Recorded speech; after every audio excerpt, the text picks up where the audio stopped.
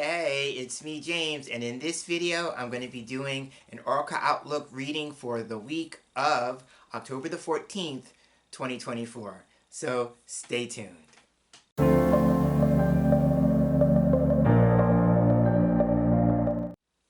Thanks so much for tuning in and joining me for this video reading.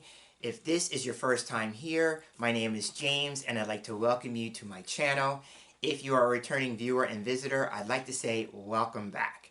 So I'm getting back into the saddle of doing weekly readings, and so I came back after a brief break from YouTube last week, and you all welcomed me back with wonderful comments, both in the comment thread and off YouTube. So I thank you for tuning in last week and showing me some love.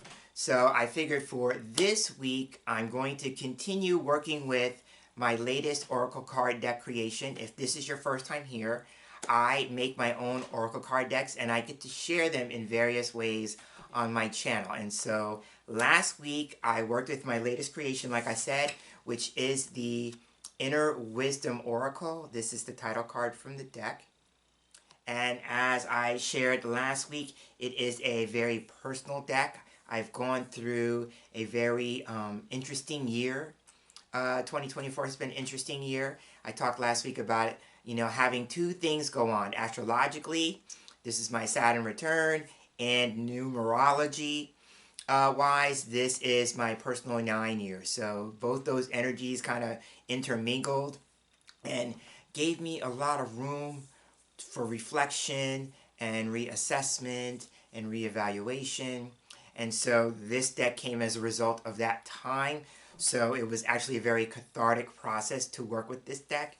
And with that in mind, I wanted to kind of be able to test it out with you in various ways besides reading for myself. So I experimented with you all last week, and so the experiment went so well that I'm going to use it again. So we're going to do another 3-card reading for the week ahead. And as I was reflecting on last week's reading, I realized that there are 2 ways to read Oracle cards, at least in my own experience. And this is coming from having listened to or studied with some Oracle card luminaries out in the world right now, one of those being Colette Baron-Reid. So one of the things that she says about Oracle cards is that they can both be predictive and prescriptive. So last week, I went more with a predictive approach to reading, meaning that trying to look at possible events that could unfold over the course of the week through the cards. But with this deck being the way it is, meaning like it's based on my experiences in dream time and my more meditative moments, and it's a very spiritual deck, I'm going to opt for a maybe more prescriptive approach to the cards this week. So we're going to do 3 cards like we did last week, but instead of the beginning of the week, middle of the week, end of the week as I did last week, I'm going to approach it more as the first card is going to represent a possible situation or scenario that the cards would like to share that could potentially unfold over the course of this week. The second card would be like guidance or an action step regarding the situation or experience that could potentially unfold. Meaning like, is there something we need to know or do to move through that particular experience? And then the third card would be a possible or probable outcome based on the taking of the advice or guidance given. So that's how I'm going to approach it. Here is my deck. Have the cards on the table. These are the backs of the cards. I don't think I showed this last week. So I went with this as the back of the card. I like the colors of blue and purple. They're my favorite colors. So this is kind of like a shimmery, kind of ethereal type backing. So I went with that to kind of reflect on the inner life, yes. And so I'm going to go ahead and shuffle the cards. So as I did last week, I'm going to shuffle so you can see them being shuffled on camera. And so as I'm shuffling, I always like to set an intention, meaning like whatever the question is, I like to reflect on the question or focus on the question as the cards are being shuffled. I believe in my experience that the energy of the question being posed to the cards is being somehow transmuted into the cards, yes? So I'm focusing on that. And I'm basically having it in my head, like, what would be the insight, the guidance, or in this particular case, because of the name of the deck, the wisdom of the oracle. What would it like to share with us that's going to be in the best and highest good of everyone who lands on this video over the course of the week? Alright, so I'm going to take a few moments to shuffle. I have my table right here next to me, so I'm going to shuffle on the table. Now, you may be able to hear the cards being shuffled. You can't see them, but you may be able to hear that. And when I do it on the table, I like to shuffle 5 times, as I said last week, with one shuffle being for each of the elements. That is earth, air, fire, water, and ether or spirit. So those are my 5 shuffles. Now I'm going to cut the deck away from me because this is for the collective. Putting it back in a pile. I'm going to fan the cards out. And I'm looking for 3 cards in the fan that are getting my attention. That's card 1, card 2, and card 3. Alright, so I have the 3 cards selected. I'm going to put the rest of the deck aside. Alright. So now remember, this is going to be more prescriptive. There may be some predictive qualities or elements into it. And I'm just going to give to you whatever comes to me in the moment. Okay, so now the first card, remember, is going to be a situation that could potentially unfold over the course of the week. So here we have, you cannot make this stuff up because it's a word I use. So here we have the reflection card. So whenever the reflection card comes up, this is a week of, and I'm glad, that I said I'm going to adopt a more prescriptive approach to the cards, because the reflection card is all about self-reflection. In the image, we have a mirror, right? So for me, the mirror represents reflection, right? Looking at your image, your self-image, right? So it's all about, like, you know, your image, your identity, your sense of self. It could be about how you are seeing yourself over the course of the week. And it could be the image that not necessarily you're just seeing for yourself in the mirror, but the image that you are projecting out to the world, right? So it may be a matter of your image, your sense of self, your identity, both for yourself, internally, right? It's an internal process, but externally might be a matter of the image that you are giving off to other people. Is it accurate? Is that the image that you want to be projecting out into the world? Is that the way you want to be seen, right? So this may be an opportunity to reflect on that, no pun intended, and maybe just reevaluate or reconsider how you want to show up in the world, right? It reminds me of last week's reading where the first card was, if you remember, was life is a stage, right? And we talked about the roles that we play in our own stage production of life and the roles that we might be playing in the stage productions of others, right? And that is also about the way we show up in the world, right? Especially in the stage productions of others, right? So this is maybe like a follow-up to that idea.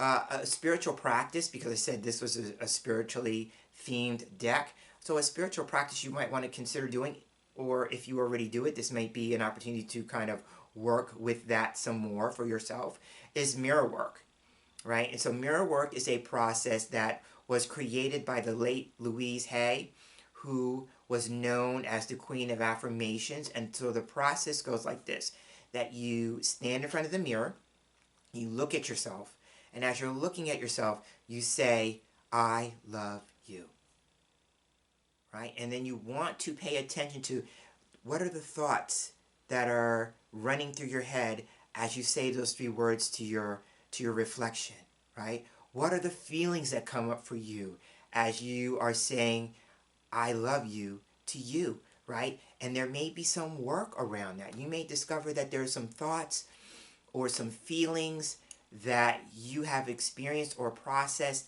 that are not yours. I always call it like, whose voice is that, right? So you may have a thought that is not your own, about your own sense of self, your own identity, that you may have picked up from other influences. It reminds me last week where I talked about the idea of our parents, right? And how we get influenced by them. And not just our parents, but our family, right? We carry parental influences and familial influences. So there may be other people's voices as you're doing the mirror work that come up for you. And how can you move through maybe the process of unbelieving or disbelieving those prior voices. Yeah? So it may be a matter of unlearning and relearning. Now, the last thing I will say about the reflection card, and this is in the course of relationships, right? So maybe in the course of the week, you want to pay attention to your interactions with other people, because in spiritual circles, metaphysical circles, there's this belief about a process called mirroring.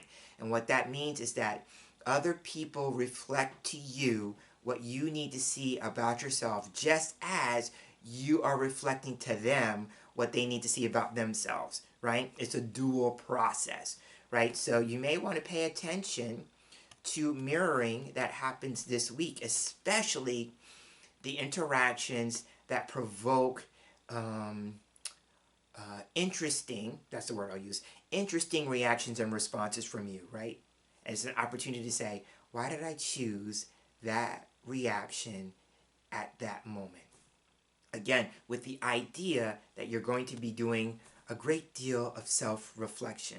So that's what I want to offer with the first card.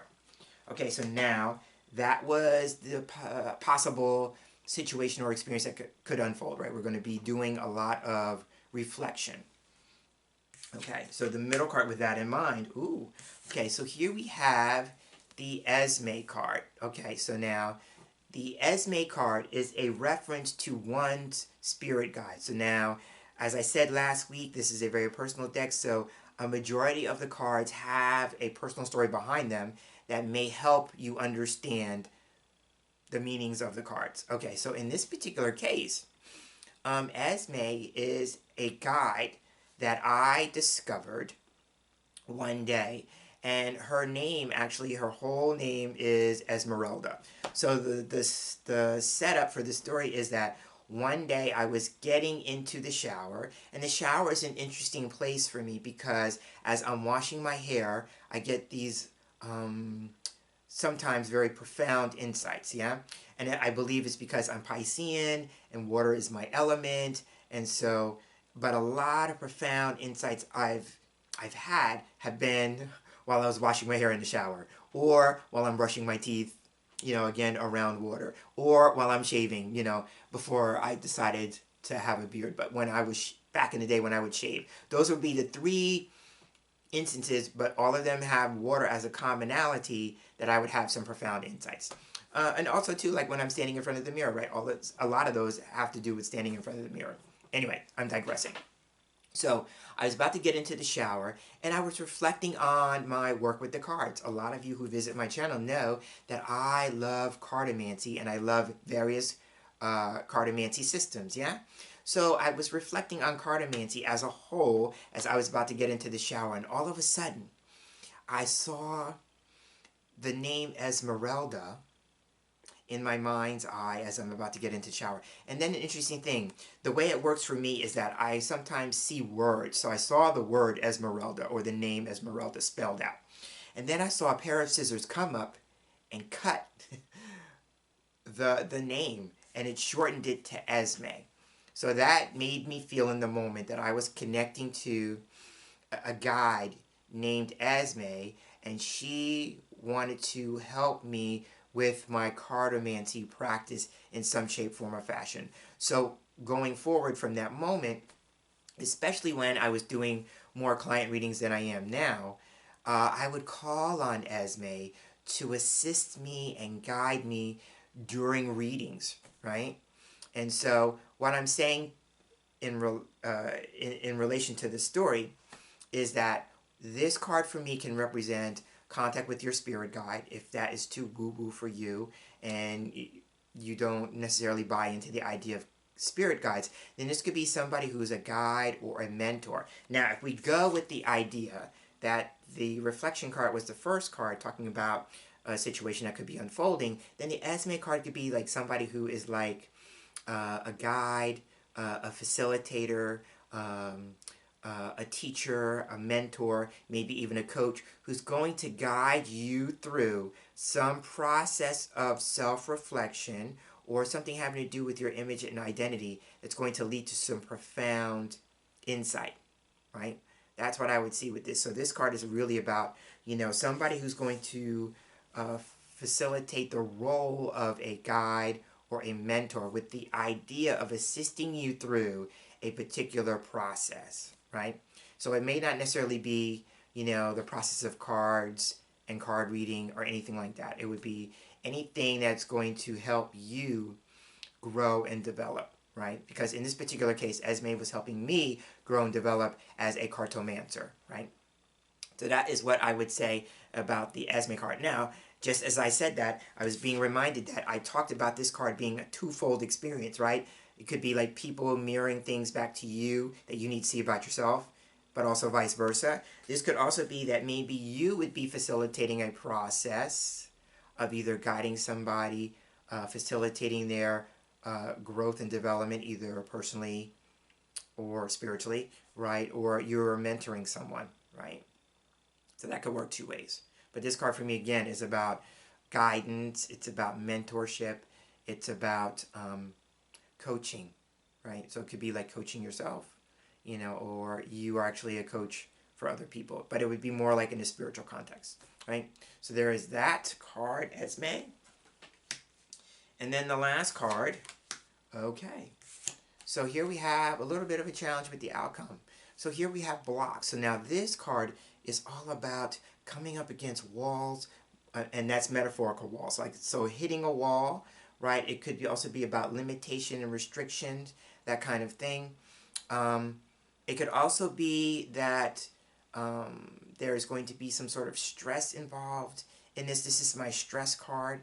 But usually the idea about coming up against a wall or hitting a wall or being, it's about your blocks, your challenges, your obstacles, limitations and restrictions. So it could just be a matter of maybe in the process of reflection, you become more aware, because this is the outcome, right? So this would be what would happen if we move through this process. So it could just be a matter of you have a more profound sense of awareness about some limitation or restriction, some barrier that's been holding you back in terms of your own growth and development and moving forward, right? So there's that. Now, the other thing here for me, and this is a personal aspect of the card. For me, this is also a headache card.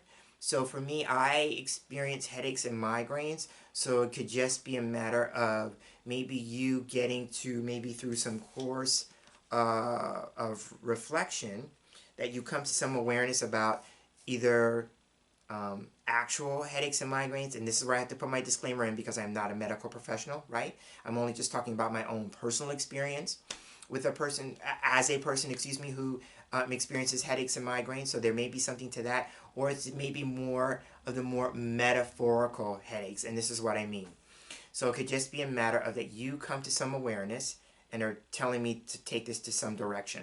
You come to some awareness about how you may be hitting your head up against the wall. You know that expression, like I'm banging my head against the wall? Yeah? So it could be that. And they're telling me to pick up the reflection card. And when I say they, my guides, right? The guides that I work with when I do these readings, right? So they're telling me to say to you, that could be a matter of you become aware through the course of self-reflection, which is inner work, right? Or in this case of mirroring, case of relationships and the process of mirroring, that you become aware of the ways that you maybe have been banging your head up against a wall regarding a particular relationship or experience, right? And it could be a matter of what would you be willing to do to drop the idea that you have to continue to bang your head up against the wall, right? And that would be like you continue to do it because you're expecting a particular outcome. Maybe it could just be a matter of this is a time to do some releasing of you know, a particular attachment to a particular outcome, right? So that is what I want to offer with blocks. And with that, this is going to wrap up this week's Oracle Outlook video reading. Again, I am James Mitchell, and if you hung out with me this long throughout the video, thank you so much for giving me the gift of your time.